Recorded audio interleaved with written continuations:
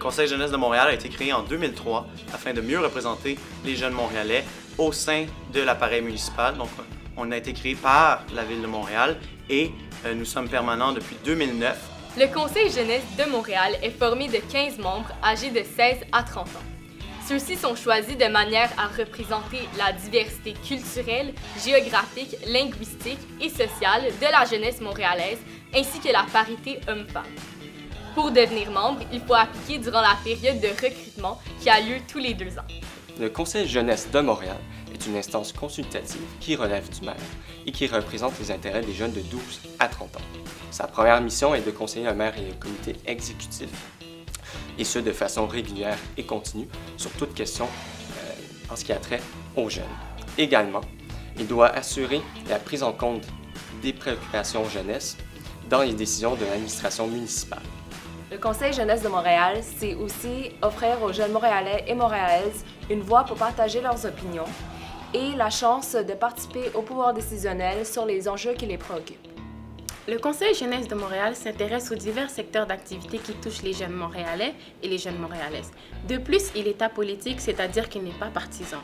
Toutefois, le Conseil jeunesse de Montréal s'intéresse aux politiques de la ville en matière jeunesse et conseille les élus sur les enjeux dont il est question. Le champ d'action de CJM consiste plusieurs aspects, dont les études et problématiques reliées aux jeunes de Montréal, et on fait la recommandation par la suite à la Ville de Montréal. Le Conseil jeunesse organise des événements tels que des consultations, des formations, des colloques pour mieux connaître les jeunes montréalais. On diffuse l'information issue des recherches produites par le Conseil jeunesse vers les instances locales telles que des organismes de jeunesse ou des tables de concertation jeunesse. Au niveau du fonctionnement de CJM, le CJM intervient directement dans les champs de compétences de la ville. Aussi, ce qui est très important, c'est que le CJM est directement lié au maire de la ville, mais aussi à un conseiller municipal qui est actuellement à Richitinian. Donc, c'est un conseiller qui est, entre autres, porteur du dossier jeunesse au sein de la ville de Montréal. Au niveau des membres, les membres sont élus pour un mandat de 3 ans. Aussi, les membres doivent élire une présidence et une vice-présidence.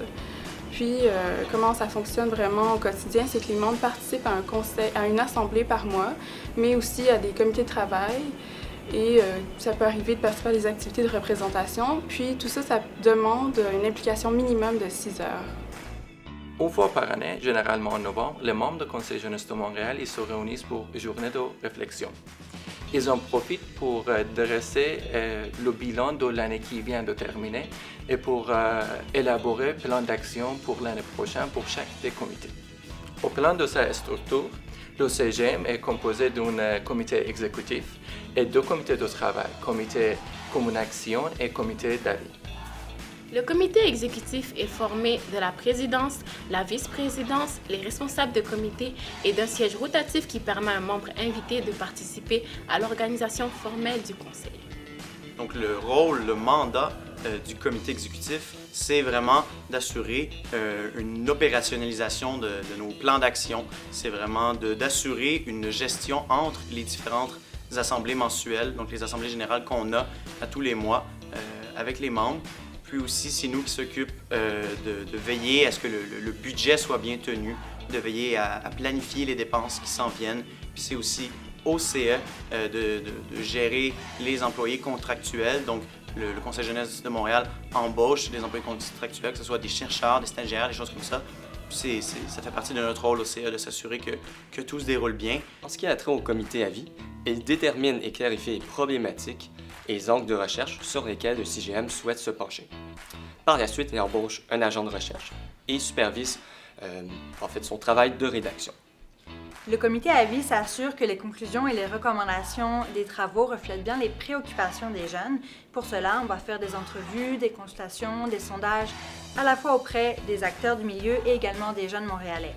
Par la suite, on va veiller à ce qu'un suivi soit fait au niveau des retombées de la vie et notamment au niveau des actions prises par la Ville. Il existe aussi le comité communication qui est divisé en 2 volets, le volet action et le volet communication. Le volet action a pour but de faire découvrir le Conseil jeunesse de Montréal auprès de la jeunesse montréalaise, les élus et les partenaires. Nous organisons des activités et des événements qui ont pour but de favoriser un rapprochement entre les élus et la jeunesse montréalaise. Donc, l'autre volet du comité communication, c'est la communication. dans lequel on essaye d'élaborer des stratégies en médiatique et en communication, autant à l'interne qu'à l'externe. Le but, c'est d'impliquer les jeunes dans la participation citoyenne en les encourageant à s'intéresser à nos projets et à la vie municipale en général. Parmi les réalisations récentes, le CGM a fait deux avis, un sur la prévention de l'itinérance jeunesse et l'autre sur la réalité montréalaise des jeunes autochtones. Et aussi, le CGM est en collaboration avec d'autres organismes pour faire la célébration des 375e anniversaire de Montréal. Le CGM a réalisé un portrait sur la place des jeunes dans les instances décisionnelles et consultatives de la ville. On a aussi organisé des panels d'experts, notamment sur la question de la prévention à l'itinérance jeunesse, mais aussi sur les espaces vacants. Et un autre projet qu'on réalise, c'est un projet qui s'appelle Citoyen de ma ville. Donc, on circule dans 12 écoles primaires où on fait des ateliers et on parle de participation citoyenne. À Conseil Jeunesse de Montréal, on a créé notre avis sur entrepreneuriat jeunesse. On a produit une mémoire sur ville intelligente et numérique. En 2015 et 2011, on a représenté Montréal à la conférence internationale de la jeunesse sur l'avenir de paix à Hiroshima. Et on a aussi participé à la mise sur pied du Conseil jeunesse des arrondissements.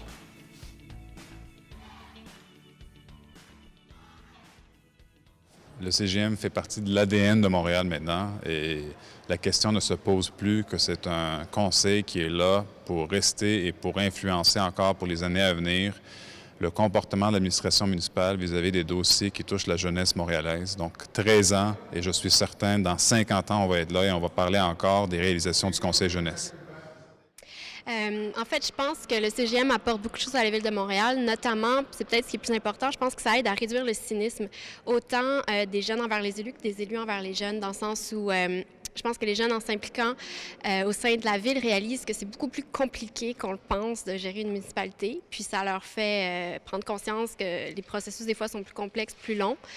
Et des fois, s'il n'y a pas la solution qui vient à première vue, ou en fait la première solution à laquelle on pense, c'est parce que c'est impossible à réaliser.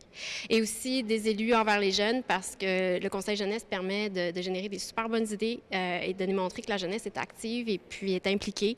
Des fois, il y a des préjugés comme quoi la jeunesse, bon, est paresseuse, ils sont sur Internet, puis ils regardent des vidéos YouTube ou ils sont sur les réseaux sociaux, mais je pense que les jeunes aussi sont très impliqués, sont très conscients et veulent changer les choses.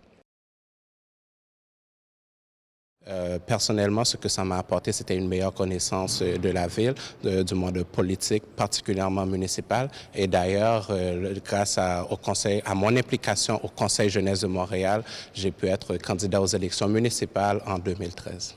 Puis je trouve que ça m'a rendu finalement une citoyenne beaucoup plus impliquée au sein de mon quartier.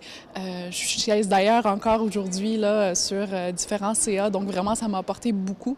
Puis au niveau personnel, bien évidemment c'est ça, c'est des relations d'amitié, c'est des personnes qu'on côtoie et qu'on veut continuer de côtoyer tout au long de notre vie. Et puis finalement c'est ça, ça me permet finalement d'être une meilleure citoyenne montréalaise.